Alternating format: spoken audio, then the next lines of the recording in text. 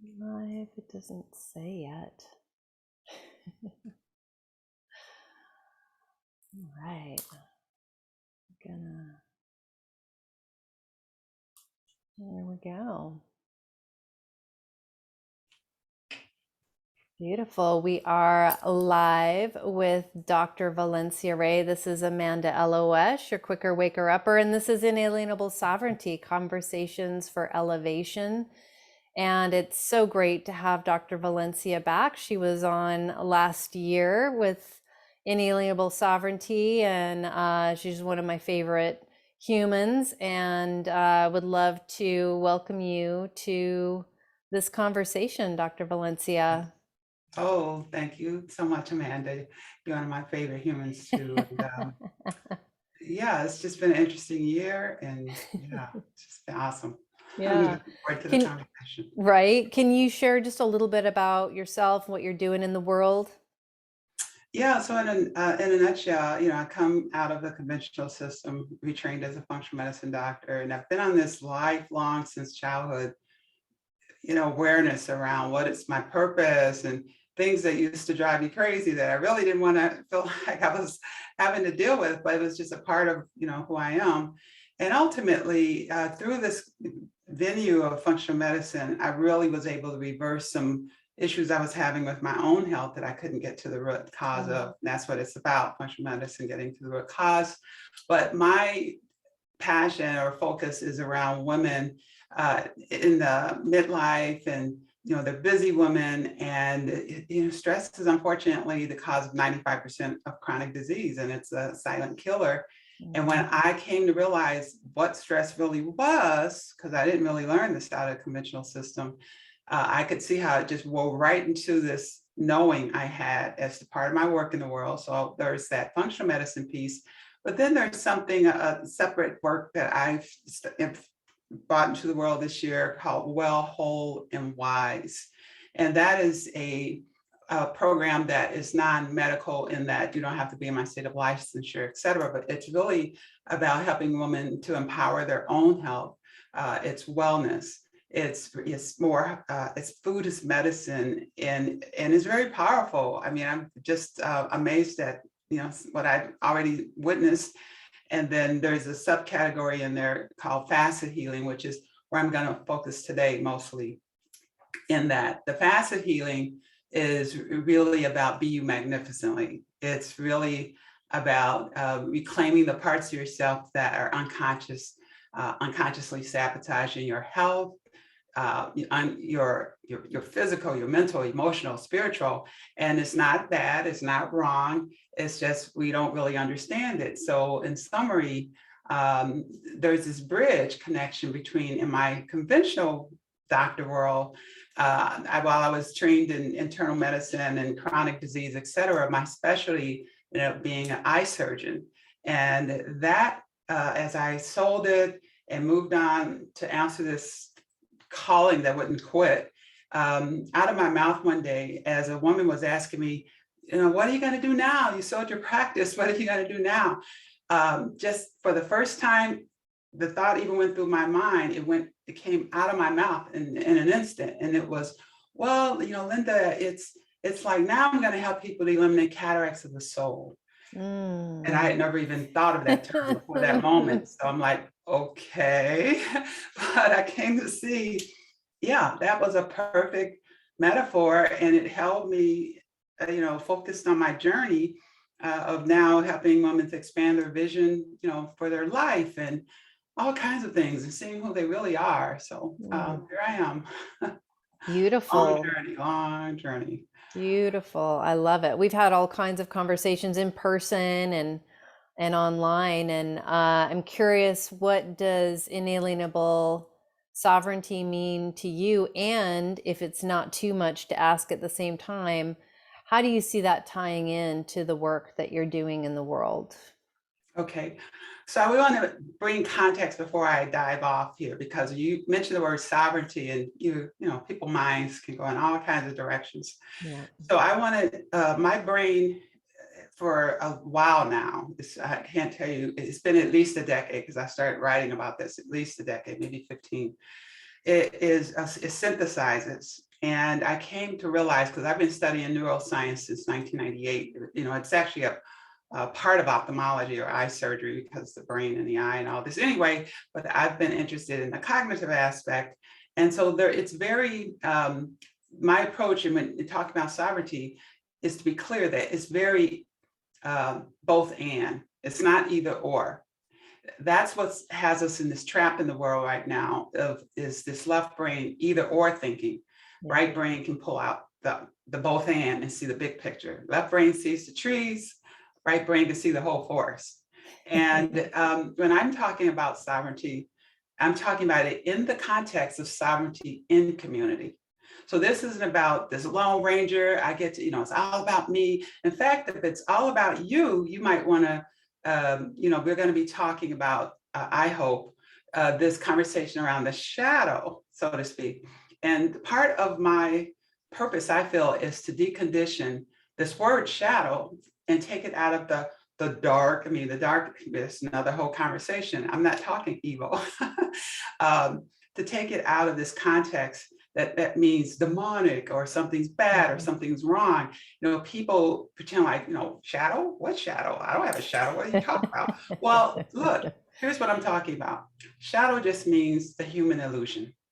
It's nothing wrong with you. You're not broken. You don't need fixing. I'm also certified in something called internal family systems therapy, IFS.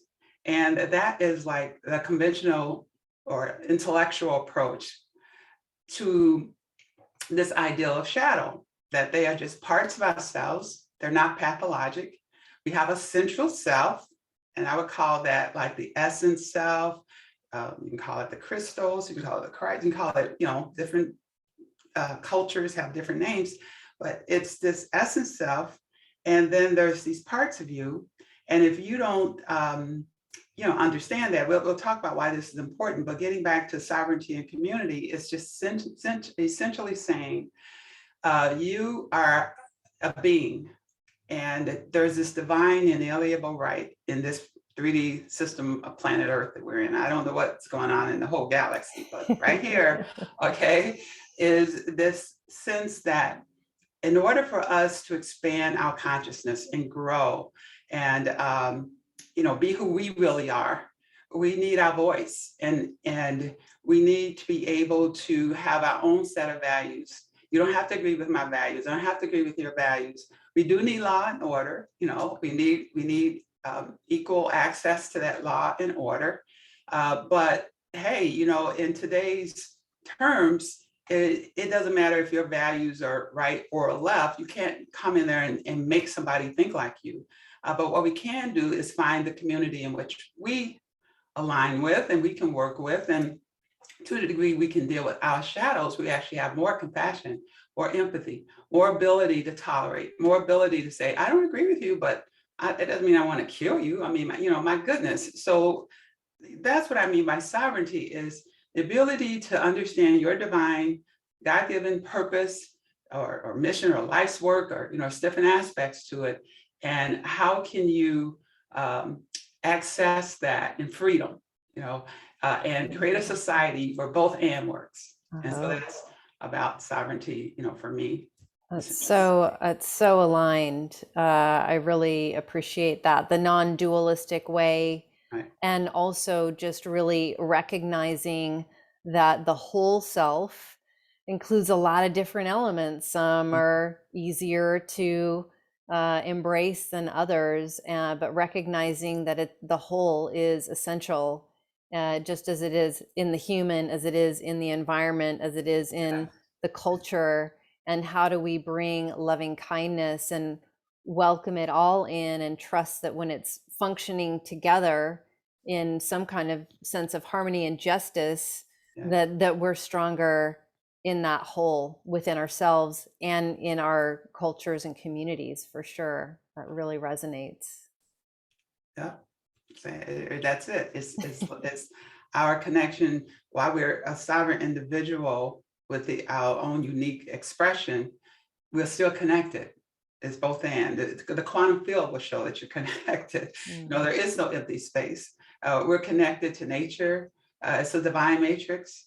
And our 5 senses of our human body, our nervous system, we have a sixth sense, okay? But most people, the left brain is capable of cutting that off. Mhm. And the more intellect you're in, and I'm talking to the heart centered here, okay? Because the intellect is dominating in our society.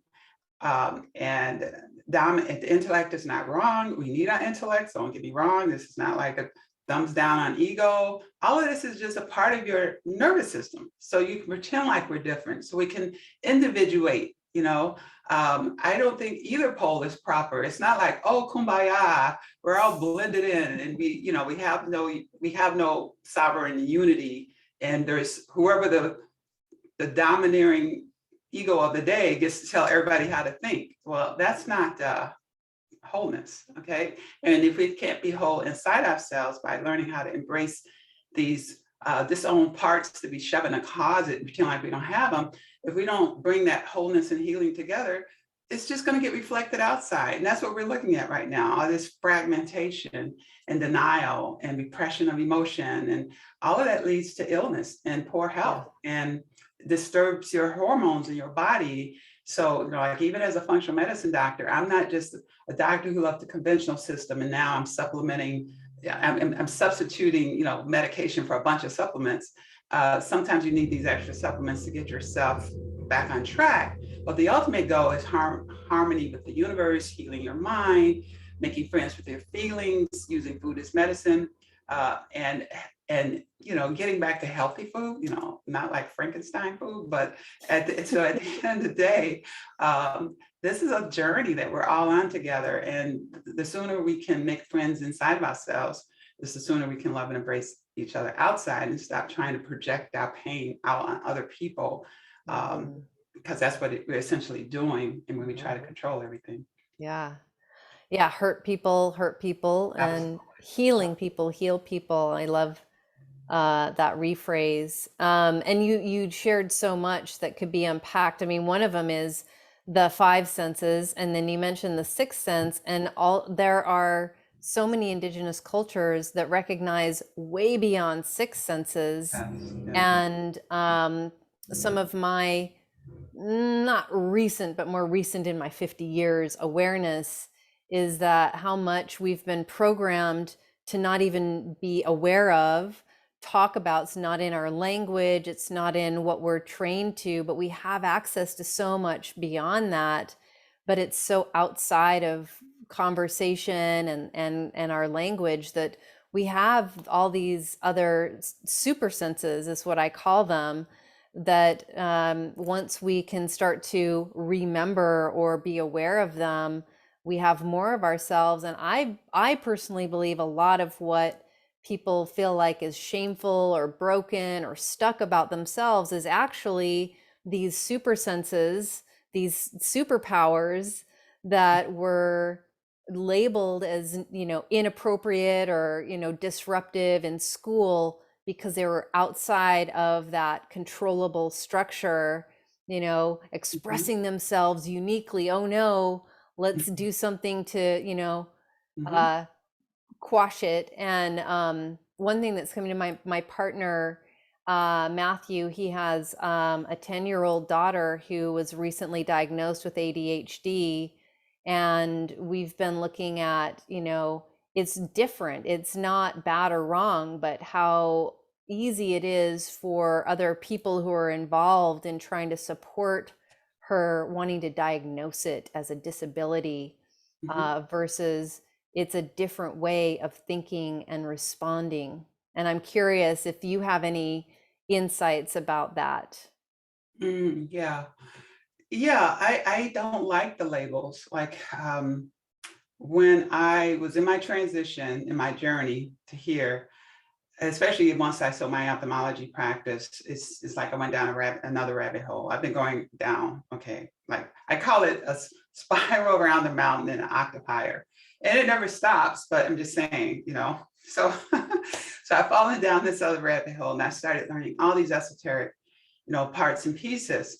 And in this journey too, I really, as I'm coming out of this conventional system, I start seeing at times even the inappropriateness of labels, of diagnoses. and frankly, for a given diagnosis, you can have overlaps of symptoms all over the place between these diagnoses. So I tend to use the word like, condition or symptoms, and symptoms are the body's cry for help. And sometimes when we have, if, like ADHD used to be something like, not ADHD, although that's definitely increased, but autism, it used to be something like 1 in 10,000 or in the 1970s or something. And then in the 80s, it started dropping and dropping. So now it's something like, I know in African-American boys last I saw was 1 in 22. And in general, in the population, now it's something like 1 in 70. You don't go from 1 in 10,000 to 1 in 70. Genetics doesn't do that. So think about it. But the whole point is, there are situations I've known of where people change, the food and the environment, and teach the child how to train their brain and get them off devices and et cetera. It can reverse. So I'm a believer that anything is possible. I have story after story after story. I grew up in a religion that was considered off the beaten trail. I didn't embrace it, every part about it, but it was Pentecostal. It's very fundamentalist, and on the one hand, but one of the positive things about it, while it was oppressive to females, but that's true, across the board generally in the major religions, it had this aspect of the Holy Spirit about, when the Holy Spirit come upon you, you shall receive power. Well, that's scriptural. And I saw so much of that at times, and I experienced that at the time. Now I just say, yeah, that was energy healing. Yeah, that was the Holy Spirit. All right. So at the end of the day, I've seen things like vanish when it comes to, health, and things that we don't know that it's there, it's capable, but the system has conditioned you to think, oh, woo, magic, black magic, or just whatever it is. And that's fine. I'm not making fun. I'm just saying, I used to be trapped. I worked my way out of that box, and I got bolder and bolder, because it was like, wait, this stuff that I'm studying now in that journey, and that's how I actually learned how to do it. My shadow was over time. I had to recognize what the shadow really was. I started reading Carl Jung in my 20s. I was like on a mission to get myself free from my struggle with low self-esteem that was really about being a girl. It had nothing to do with my skin color. Okay, I was not one of those kids who like, oh, I have skin color, so something's wrong. I didn't think like that. Because my father didn't raise us like that. He was really adamant about it. He was Martin Luther King is right there on my wall in this room and that room, because I heard those albums all the time flooding the house. And I do believe you don't judge a person by the color of their skin. You judge them by the content of their character. All that stuff just, it's emblazoned. So at the end of the day, I've learned over time to wait. Why do I believe that? Who told me that? Why do I believe that? And I started questioning. And one question can lead to another question and another answer. And you start, I started doing my own homework, deciding for me, that's where my values come from. They come from my heart, my experience, what I feel is my purpose for this lifetime, not what somebody else tells me to think. And sometimes when people tell us to think a certain way, in let's say a certain religion, we haven't even done our own homework. We haven't even opened the book. It's just being told like, oh, I'm supposed to think like that. So yeah, you can imagine growing up, I was always like, why do we believe this? Why do you say that? Getting in trouble. So that's just my path, and it has served me well. And that's my parameter. I'm pragmatic, practical, mystic, in that if it's improving my life, making me more loving, making me able to, release those fears and be happier in community and realize, hey, I don't have to make them bad or wrong. I just choose to disagree and shake the dust off. Don't judge. Just go find you another community. That's the way I see it. Because harmony, as you said, it's not like this groupthink thing. Yeah. It's in sovereignty. It's about I get to be authentically me, and still be in a loving community of people who maybe can receive it that way, or we don't have to agree on every little thing. We can allow somebody to disagree with us. It's that shadow of insecurity in us that we have to, try to force everybody to think like us. So I've learned these tools on how to release these shadows, and that's So the great. practical part. So beautiful that you were brought up, in a household that really encouraged questioning, that curiosity. It's so valuable in, I actually wasn't brought up in that. I was brought up in a fundamentalist household. oh, It was it was this inner mm, courage for my purpose that would mm, have me ask questions. It was mhm, patriarchal. Fortunately, I had a loving, well, I had a father who couldn't show his emotions well, but he was definitely taking care of his family. I have no argument there. He showed up, okay, for his family. But when it came to why did I have such mm, struggle with who I am, the point is that when it came to color of skin, my dad was grounded, and he believed in the works of Martin Luther King and etc. mm, But when it came to the female, not so not much. so much. There's a lot of misogyny. There's a lot of misogyny.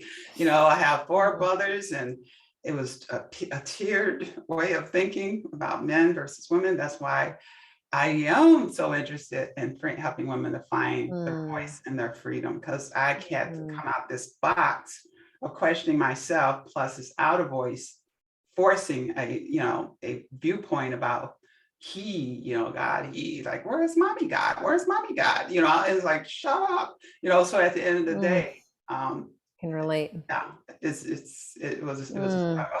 Well, it's so, beautiful. I mean, I think that's maybe why we connect so much and feel each other so much, because I was a questioner as well, considered a boat rocker, and Right. it's really interesting because that sense of like wanting to fit in, wanting to be accepted is so innate in our like sense of survival. Like I have to be accepted to survive in the community. And yet there are people like us that are willing to ask the uncomfortable questions Right. and push the edges, and I find it so valuable. Even people that push edges I don't like or feel comfortable Right. with, like I recognize it's so important to embrace that, and I love that about you. And we've kind of touched into why it's so important medically, emotionally, spiritually, all the different ways. And I'm curious about, for you, what are the practices that you do for yourself and you support your clients in Mhm. accessing their inalienable sovereignty? Yeah, great, because it has to be practical. You can't be so heavenly bound, you're no earthly good. Yeah. That's the way I look at it. So, yeah, the turning point for me was in 1991. I mean, it was like, boom.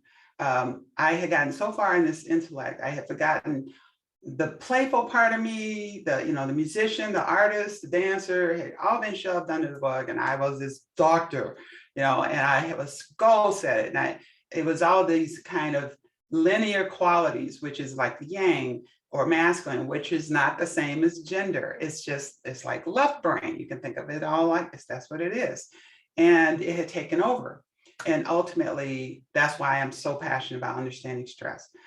Through that, my way out of that particular time, because I was still very in a box in a lot of ways and trying to get my validation out there and proving and showing I could do it. Yeah, I'm a girl, but I'm smart and all this stuff.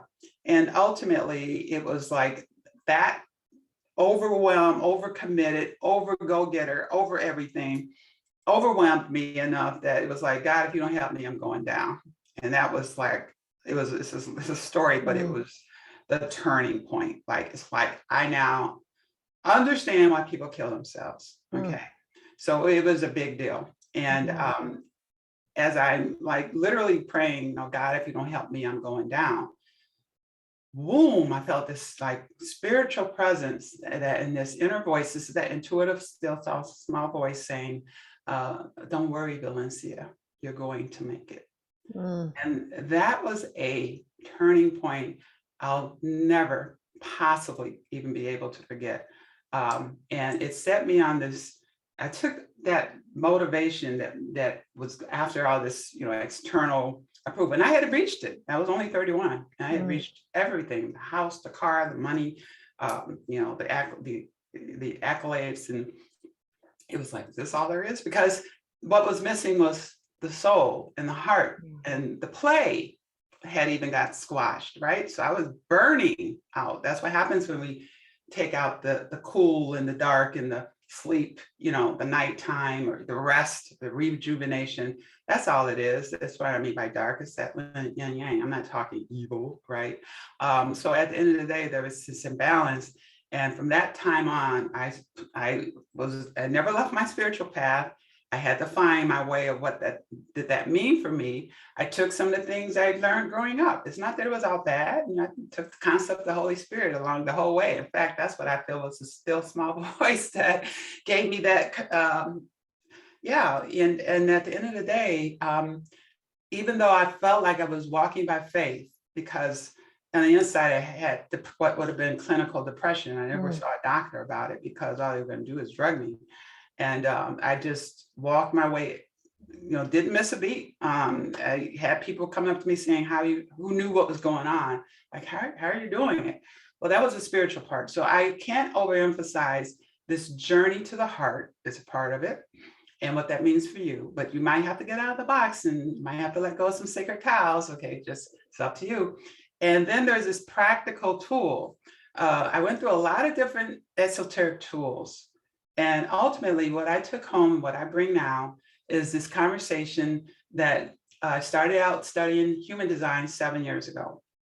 I started the shadow work 30 years ago, around the time that this event was going on. Right after that, I really dug into the wounded child and really went deeper into Carl Jung and your hero's journey and all this stuff.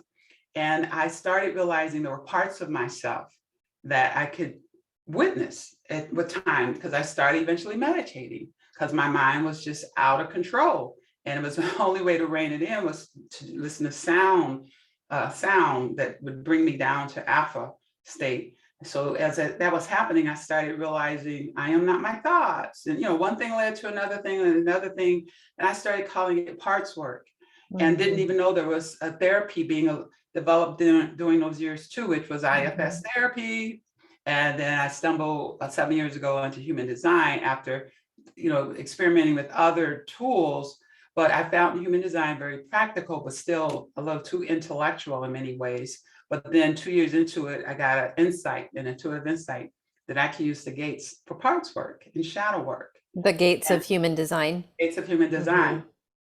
Well, I started using them and it did accelerate everything. And then a few years later, I found something called gene keys, blew it off because it's like, well, I'm doing this anyway. Why would I want to study something else? I'm tired of studying all this stuff. But then a year and a half ago, I had this divine wake-up call where what I call divine wake-up calls is when I'm coming out of sleep and there's something I've been ignoring, like intuition's been saying, go look at this. And I'm like, okay.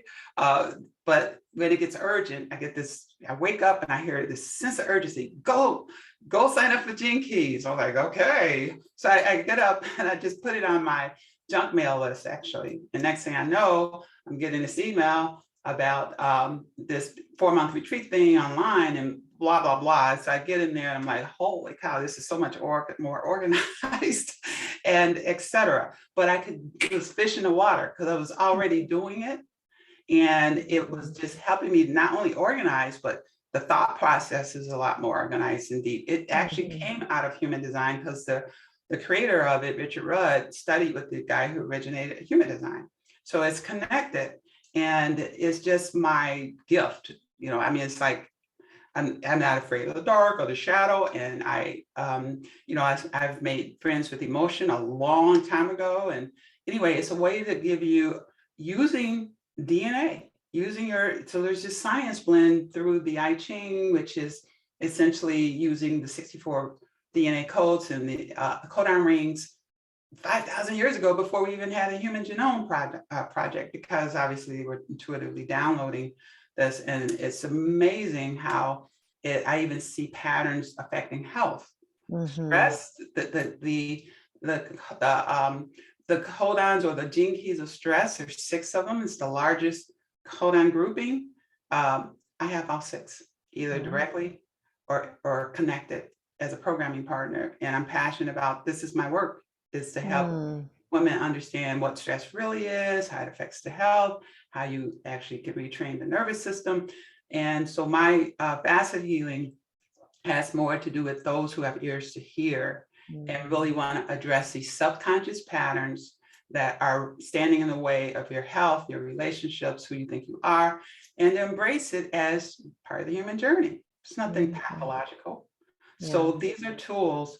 It depends on how deep you want to go with your spiritual consciousness, because I do have this awareness of, there's the essence self, and that essence self is what is the connector in all of us. But there's those cataracts of the soul covering up, and you don't see them, right? And so as cataracts of the soul are these shadow parts, as you're healing them and bringing that energy back into your field of awareness and lightening up, so to speak. To me, that's what enlightenment is. Beautiful. I love it. You, and I'll just say you're one of the most dialed in people. Every time we connect, you're just so full of light, and I just, through your words and what I sense about you, just really dialed in. And what I heard you saying is the practical pieces are really honor your spiritual path, to get to know your essence self.